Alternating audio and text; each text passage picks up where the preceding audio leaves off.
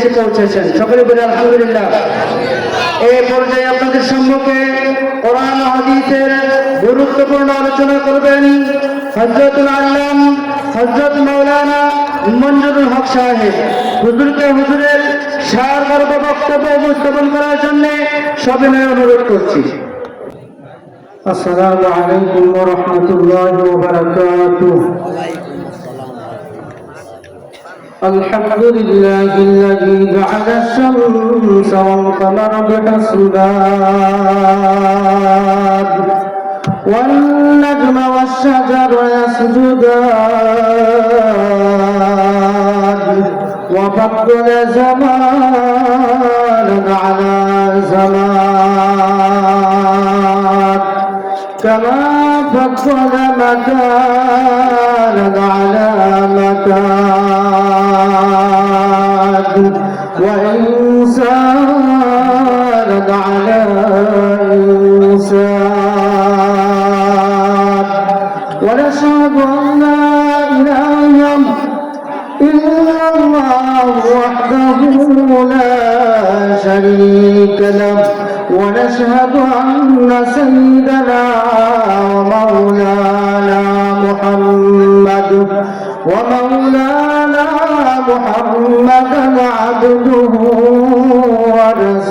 ورسوله الذي أرسله بالحق بشيرا ونذيرا وداعيا إلى الله بإذنه وسراجا وقمرا منيرا أما بعد فأعوذ بالله من الشيطان الرجيم بسم الله الرحمن الرحيم قل هل يستوي الذين يعلمون والذين لا يعلمون إنما يتذكر أولو الألباب وقال رسول الله صلى الله عليه وسلم من سلك طريقا يلتمس فيه علما سهل الله له به طريقا إلى الجنة أو كما قال عليه الصلاة والسلام اللهم صل على محمد وعلى آل محمد كما صليت على إبراهيم وعلى آل إبراهيم إنك حميد مجيد اللهم بارك على محمد وعلى آل محمد كما باركت على إبراهيم وعلى آل إبراهيم إنك حميد مجيد صدق الله المولانا العظيم وصدق رسوله النبي الكريم ونحن على ذلك لمن الشاهدين والحمد لله رب العالمين আলহামদুলিল্লাহ। হাদিস থেকে এক টুকরা বাণী হাদিসের টুকরা পেশ করেছি। আল্লাহ তাবারক ওয়া তাআলা কোরআন এবং হাদিসকে সামনে রেখে আমলের নিয়তে হেদায়েতের উদ্দেশ্যে দুই চারটি কথা বলা এবং আপনাদেরকে যেন আমলের নিয়তে শোনার মতো তৌফিক দেন। সকলেই বলি আল্লাহুম্মা আমিন। সম্মানিত হাজিরিন, অজানা জিনিসকে জানার নাম হলো শিক্ষা, ঠিক না? অজানা জিনিসকে জানার নাম কি? শিক্ষা। আর সেই শিক্ষাটা মানুষ দুই ভাবে গ্রহণ করে। এই শিক্ষা বা বিদ্যা জ্ঞান অর্জনটাকে আরবিতে বলা হয় ইলম, যেটাকে আমরা ইলম বলি, বিদ্যা জ্ঞান অর্জন। আর সেই ইলমটা হলো দুই প্রকার। ইলমটা কয় প্রকার? দুই প্রকার। একটু কথা বলেন। একটা হলো ইলমুদ্দিন, ধর্মীয় জ্ঞান, আর একটা হলো ইলমুদ দুনিয়া, দুনিয়ার জ্ঞান। দিব এটা দুনিয়ার সাথে আজ আমি ড্রাইভার হইয়া, এইটাও আপনার এক ধরনের শিক্ষা। দুনিয়ার শিক্ষা এবং পরজগতের শিক্ষার মধ্যে আকাশ এবং পাতাল ব্যবধান। দুনিয়ার শিক্ষার দ্বারা মানুষ শুধু দুনিয়া পাবে, আর ইলমুদ্দিন ধর্মীয় শিক্ষার দ্বারা মানুষ দুনিয়াতেও সুখে শান্তিতে থাকবে, পরকালেও আল্লাহ তাকে সফলতা দান করবে। সুবহানাল্লাহ। আর সেই দ্বীনের শিক্ষাটা ইলমুদ্দিন অর্জন করতে হইলে এই সমস্ত মাদ্রাসাগুলোতে কি করতে হবে? ছাত্রদেরকে ভর্তি করতে হবে, ছেলে মেয়েদেরকে এই সমস্ত প্রতিষ্ঠানে, যেটাকে মার্কাজুল উলুম বলা হয়, জ্ঞান অর্জনের বিদ্যাপীঠ, এই বাহাদুরপুর দারুল কুরআন নুরানি হাফিজিয়া মাদ্রাসায় ছাত্র দিলে লাভ আছে না নাই? আল্লাহর রাসূল সাল্লাল্লাহু আলাইহি ওয়াসাল্লাম বলেন, মান সালাকা তরিকান ইয়ালতামিসু ফীহি ইলমান সাহহালাল্লাহু লাহু বিহি তরিকান ইলাল জান্নাহ। কোন সন্তান, কোন ব্যক্তি যদি ইলমের শিক্ষা করার জন্য আল্লাহর রাস্তায় বের হয়, ইলমের শিক্ষা করার জন্য, ইলমুদ্দিন গ্রহণ করার জন্য যদি ঘর থেকে বের হয়, এই অবস্থায় যদি সে মারা যায়, আল্লাহ পাক রব্বুল আলামিন ওই ব্যক্তিকে শহীদের মর্যাদা দিয়া জান্নাতের পতাকা করে দিবে। সুবহানাল্লাহ। এই জন্য আল্লাহর রাসূল বলেছেন যে তুমি যদি সম্ভব হয় আলেম হও। আলেমের মর্যাদা কত বড়! যে একজন আলেম কাল কিয়ামতের ময়দানে কঠিন মুসিবতের দিন, দুনিয়ার বাড়িতে যেমন ওই যে উকিল থাকেন, কোর্টে যায় উকিলে যারা করে কি করে নাম, উকিল থাকে, মুক্তার থাকে, হেস্টার থাকে, হাকিমের সামনে, জজের সামনে যারা করে কি করে নাম, ওই দুনিয়ার উকিল যেমন আসামের পক্ষে এবং বিপক্ষে আসামিকে বেখুসুর কালার দেওয়ার জন্য জজ অথবা হাকিমের সম্মুখে ওকালতি করেন, ওই আসামিকে বেখুসুর মুক্তির ব্যবস্থা করার জন্য ডিগ্রি অর্জন করা। যেমন একটু আগে আপনাদের সম্মুখেই আমাদের এই এলাকার প্রিয় একজন নেতা অ্যাডভোকেট খলিলুর রহমান সাহেব আসলে কি আসছিলাম, ওই অ্যাডভোকেট সাহেব ওই দুনিয়ার এলএলবি ডিগ্রি অর্জন করার পর উনার ক্রাইটেরিয়া বা যোগ্যতা অর্জন করেছেন, উনার মধ্যে শিক্ষার যোগ্যতা এবং স্কিল এক্সপিরিয়েন্স যোগ্যতা অর্জন করে উনি পারমিশন পেয়েছে জজের সামনে আসামির পক্ষে অথবা বিপক্ষে জেরা করার মতো, উকালতি করার মতো তার পারমিশন রেজিস্ট্রেশন আছে না নাই? যে এমন এক সময় কোন একটা মাদ্রাসা বড় হুজুরের দ্বারা মুহতামিম, যিনি প্রধান শিক্ষক, ওই প্রধান শিক্ষকের দ্বারা মাদ্রাসা পরিচালিত হইত, কোন কারণে ওই প্রধান শিক্ষকের মাদ্রাসার একজন শিক্ষকের বিরুদ্ধে কোন কারণ ছাড়াই গ্রেফতারি পরোয়ানা হয়েছিল, যে ওনাকে থানার থেকে ওসি লোক পাঠায় 11 এবং পুলিশ দিয়া ধরে নিয়ে গেছে। নেওয়ার পর একদিন থানায় রাখার পর পরের দিন কোর্টে চালান করে দিছে। ওই কোর্টে চালান করার পর ওই আসামিকে ওই আসামির যেখানে জেলখানা আছে এখানে ঢুকায় দিছে। মাদ্রাসার বড় হুজুর মুহতামিম প্রধান শিক্ষক আসার পর বলেন যে আমার অমুক হুজুর কই?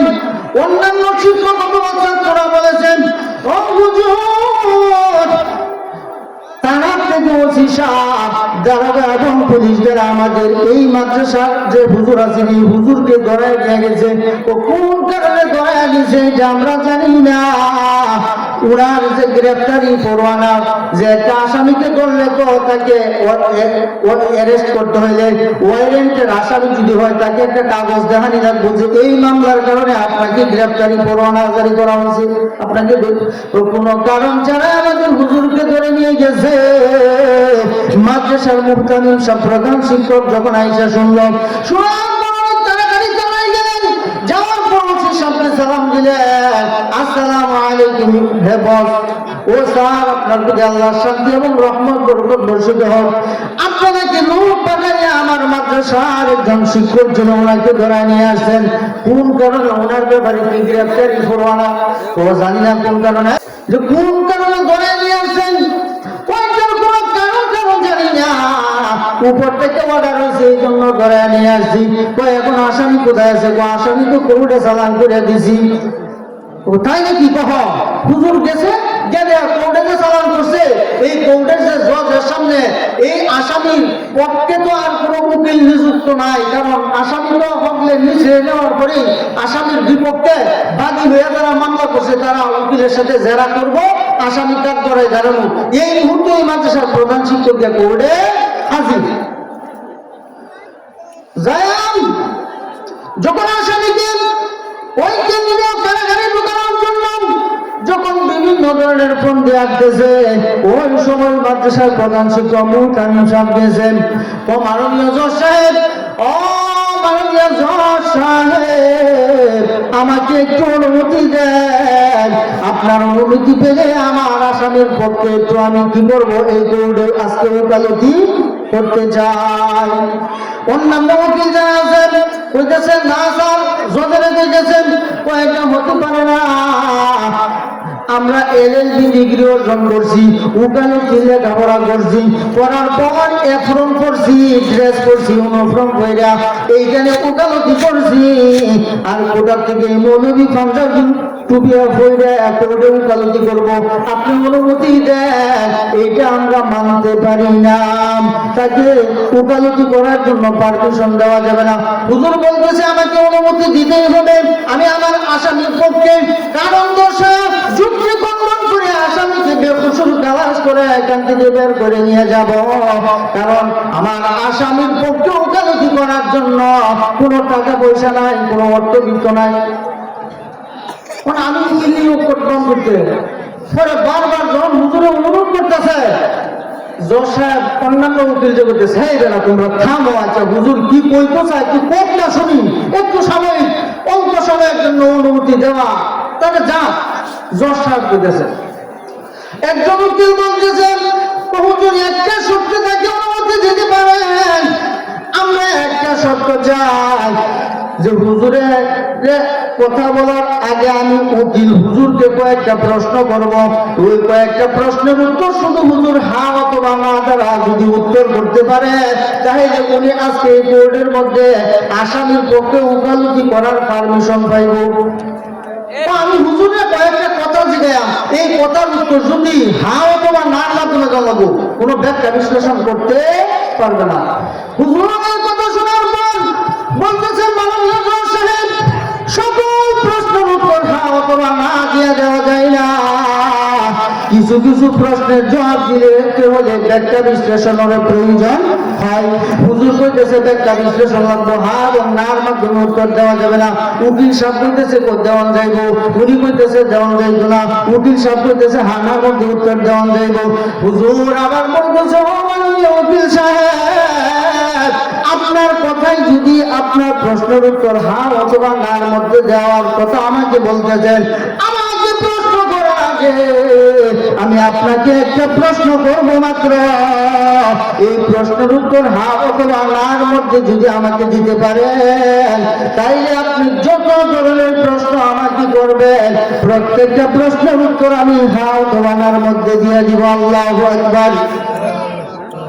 অন্যান্য আদালত প্রাঙ্গণে অনেক লোকজন উকিল লোকজন হেসকার, এইখানে জজ সাহেব এই আদালত প্রাঙ্গণে অনেক লোক কইতেছে, ঠিক আছে হুজুর যেহেতু একটা প্রশ্ন তোমাকে করবে, তুমি হা অথবা নার মধ্যে উত্তর দিতে পারলে তুমি যত ধরনের প্রশ্ন করতে চাও সব প্রশ্ন করতে পারবা, কোনো বাধা নাই। একটা প্রশ্ন মনে করো, কয়েকটা হুজুর কি প্রশ্নটা করবেন, করবেন অসুবিধা নাই, একটা প্রশ্ন করবেন, একটা প্রশ্ন আমি হা নার মধ্যে উত্তর দেব। হুজুর বলতেছে, মাননীয় উকিল সাহেব, আমার তো জানা আছে আপনার বাবা আছেন, এখনো বেঁচে আছেনি? তো আমার বাবা বেঁচে আছে। আমি তো জানতাম আপনার বাবা আগে মানুষের কাছে উঠছে আর সুবারি চুরি করতো, এই বাড়িতে এই বাড়িতে এই বাড়িতে চুরি করে নিত গা, এই অভ্যাসটা কি এখনো আছে কিনা? যে অভ্যাসটা এখনো আছে নাকি?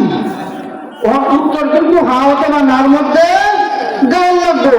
ওখান যদি উকিল সাহেব কয় যে হা দিলে বাপ শুরু হয়ে যান, আর যদি বলে নাম দিলে একটু প্রমাণিত হয় যে উকিল সাহেবের বাপ আগে চুরি করতো। উকিল সাহেব কোনো কথা কয় না, নিজ দিকে তাকাইয়া কান্দেন, চোখের পানি ছেড়ে দিয়া শুধু চুপ করে চোখের পানি গুলি গান বেজে অশ্রু শিক্ষণ শুধু নিজ দিকে তাকায় কান্দেন। আরে মনোবীর এবার একটা জীবন প্রশ্ন করে আমাকে মানতে সিপাই ফেলাই দিছে, এমন করতে দিছে। এখন এটার উত্তর যদি আমি হা বলে আমার বাবা সুর হয়ে যায়, আবার যদি না বলি এত প্রমাণিত হয় যে আমার বাবা আগে চুরি করতো আর আমি সেই সুরের ছেলে উকিল সাহেব বলছি। হায় হায়, এখন কি করে আমাকে আদালত প্রাঙ্গণ থেকে মান সম্মানের সাথে বহাল কবিরকে নবীর পক্ষ থেকে আমাকে বাঁচাও। উনি শুধু কান্দে আর আল্লাহর কাছে তওবা করে যে আলেমুল আমাদেরকে কোনোদিন ওদের সাথে বেয়াদবি করবো না। উনি যখন কান্নাকাটি করে অন্যান্য উকিলেরা বলতেছে হ্যাসকার মুক্তার জজ সাহেব অপলক নেত্রে ওই উকিলের চেহারা গিরে চাকায় রয়েছে যে উনি খালি কান্দে, কোনো কথা কয় না, হাও কয় না অথবা নাও কয় না। অন্যান্য উকিলরা বলতেছে কি উকিল সাহেব হুজুরকে কয়েকটা প্রশ্ন করবেন, হাও অথবা না মধ্যে উত্তর দেওয়ার জন্য আপনি সত্য সারায় দিয়েছিলেন, আর উনি আপনাকে কয়েকটা প্রশ্ন করে না, শুধু একটা প্রশ্ন করছে, আপনি হাও কন্যা নাও কন্যা, তার কারণটা কি? যুক্তি খণ্ডন করেন না কেন? উকিল সাহেব চোখের পানি যায় না কয়, ও প্রাঙ্গণে জনতা, আজ থেকে 20 বছর আগে আমি আমার এই চোখ দিয়া, আমি আমার হাত দিয়া আমাদের নবী সরকার দু আলম সারওয়ারে কায়নাত আকাই নাম্বার মদিনা তাজদার জনাবে মুহাম্মদুর রাসূলুল্লাহ সাল্লাল্লাহু আলাইহি ওয়াসাল্লামের একটা বাণী, একটা হাদিস আমি পড়েছিলাম। হাদিসটা ছিল আদালত প্রাঙ্গণের জনসমক্ষের লোকেরা, ওই আদালত প্রাঙ্গণের লোকেরা তোমরা মনোযোগ দিয়ে শুনো। নবীজি বলছে কাল কিয়ামতের ময়দান যখন কায়েম হয়ে যাবে, হাসরের মাঠ যেদিন আল্লাহ কায়েম করবেন, লক্ষ লক্ষ কোটি কোটি সাইয়েদনা আদম আলাইহিস সালাম থেকে নিয়ে কিয়ামত পর্যন্ত কোটি কোটি পয়গাম্বর, লক্ষ লক্ষ পয়গাম্বর, তাদের উম্মতেরা কোটি কোটি থাকবে, সকলেই যখন হাসরের ময়দানে জমায়েত হবে গো, ওই সময়, এই সময় আল্লাহ পাক রব্বুল আলামিন থাকবেন প্রধান বিচারপতি, আর সাধারণ মানুষের মুক্তির জন্য সুপারিশকারী হিসেবে অ্যাডভোকেট এলএলবি ডিগ্রি অর্জনকারী থাকবে হযরত উলামায়ে কেরাম। সুবহানাল্লাহ। আল্লাহ পাক রব্বুল আলামিন সাথে যারা করেন, যারা আলেমদেরকে ভালোবাসবেন, এই সমস্ত মানুষের সাথে মহব্বত করবে, গান কায়রাত করবে, এইরকম লজিকা হবে, উলামায়ে কেরামদেরকে ভালোবাসবে, সহযোগিতা করবে, সাহায্য সহযোগিতা করবে, ওই সমস্ত বান্দাদেরকে কাল কিয়ামতের ময়দানে কঠিন মুসিবতের দিন আলেম ওলামারা আল্লাহর সামনে উকালতি করার পর হাজার হাজার গুনাহগার উম্মতকে সুপারিশ করে আল্লাহ জান্নাতের রেস্টুরেন্ট ইল্লিনে পৌঁছায় দিবে। সুবহানাল্লাহ। আরে জোরে বলি সুবহানাল্লাহ। সুবহানাল্লাহ। ও আদালত প্রাঙ্গণের লোকেরা, ওই দিন আমার কথাটা বুঝে আসছিল না যে দুনিয়ার জগতে আমরা এত ধরনের ডিগ্রি অর্জন করি, ক্লাস 1 থেকে নিয়ে মাস্টার্স পর্যন্ত ডিগ্রি অর্জন করার পর আবার নির্দিষ্ট সার্টিফিকেট অর্জন করার জন্য আইন বই পড়তে হয় কি হয় না? আইন বই পড়া ছাড়া তো উকিল হওয়া যায় না। আর আমরা ওকালতি করবো দুনিয়াতে, আর আইন তো আইন বই পড়ে না। কাল কিয়ামতের ময়দানে আল্লাহর দরবারে কিভাবে উকালতি করবে? ওই দিন আমার বুঝে আসছিল না আদালত প্রাঙ্গণের লোকেরা, আজকে এই রকম একজন নাইবে নবী হযরত উলামায়ে কেরামের জবান থেকে ছোট্ট একটা কথার দ্বারা আমাকে ফেস খাওয়ায় দিছে, এতে আমি বুঝতে পারলাম আল্লাহ তাদের মধ্যে কি গভীর জ্ঞান ঢুকায় রাখছে। সুবহানাল্লাহ। এই জন্য আলেমদের সম্মান আছে না নাই? কাল কিয়ামতের ময়দানে দুনিয়াতে কোন আলেম ওলামা যদি অন্যায় অপরাধ করে, ওই অন্যায় অপরাধের কারণে আমরা তুচ্ছ চাচ্ছিল্য করি, তাদেরকে সম্মান শ্রদ্ধা ভক্তি করি না, তাদেরকে আমরা রে, কিন্তু আল্লাহ পাক রব্বুল আলামিন একজন